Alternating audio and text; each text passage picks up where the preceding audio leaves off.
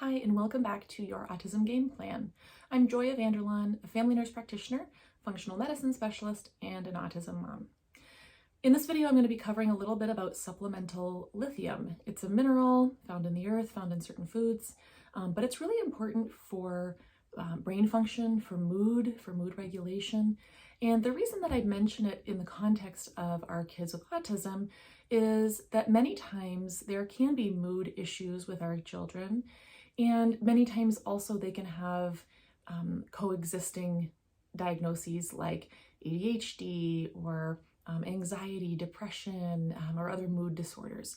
So it can be kind of helpful in certain kids to use a very tiny dose of supplemental lithium, which is a mineral. And it's really important to remember it's different than the prescription lithium that is sometimes prescribed for people with, for instance, bipolar disorder. That lithium is a different form of lithium. It's lithium carbonate, and it's a much, much higher dose than we're talking about. So keep that in mind. If by some chance your child is taking prescription lithium, then I would not add any additional lithium, supplemental lithium, especially not if you don't talk to the prescriber of that prescription lithium first. The supplemental lithium at very small doses even interacts with the neurotransmitters and the various receptors in the brain and kind of helps to balance those excitatory and inhibitory neurotransmitters. So the excitatory are the ones that cause us to kind of get going, and the inhibitory are the ones that kind of calm us down. So the supplemental lithium can actually cause kind of a balance of those two, leading to better emotional responses to disappointments or to things that are, not preferred. So we get better emotional responses. And that can even be the case in children with certain mood disorders. Lithium is also really involved in the inositol recycling pathway in the brain. Now, if you're unfamiliar with inositol, I've done a video on that just recently.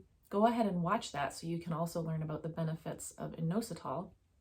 But lithium also helps create more of this substance called BDNF, brain-derived neurotrophic factor, in the brain, which is actually partially responsible for the communication of brain cells between each other and also the survival of brain cells. So really important connection between lithium and inositol.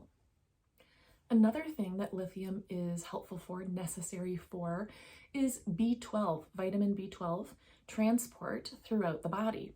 So if we have a lack of lithium, then the B12 is not getting properly transported, which leads to a whole host of other problems, issues, symptoms.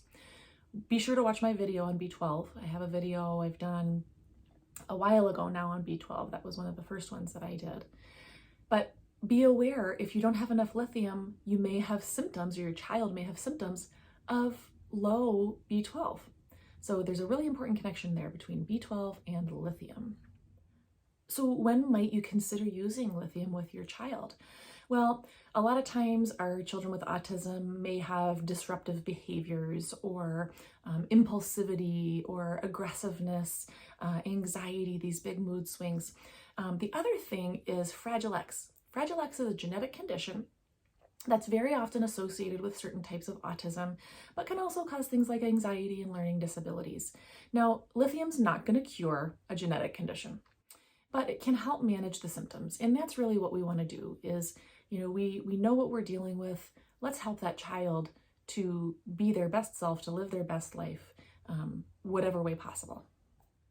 So how much lithium do you give? Well, Lithium Orotate, really important to get the Lithium Orotate.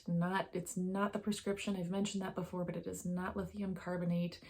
You'll find lithium carbonate at much higher doses in the hundreds of milligrams. What we're talking about here with Lithium Orotate is 0.5 to 5 milligrams, so very, very small dose. And like anything else, I always encourage my patients to start low with the dose and increase slowly so that you can see both the good and maybe if there are any maybe adverse side effects at all. That way it will enable you to notice those things as you're gradually increasing. I hope this information is helpful to you. As always, that's why I do this. I know how much of a struggle it was at the beginning for us and sometimes still is now. And I just want to put this information out there in case it might be helpful for you. Thanks again for joining me today, and remember, be gentle with yourself. You're doing a great job.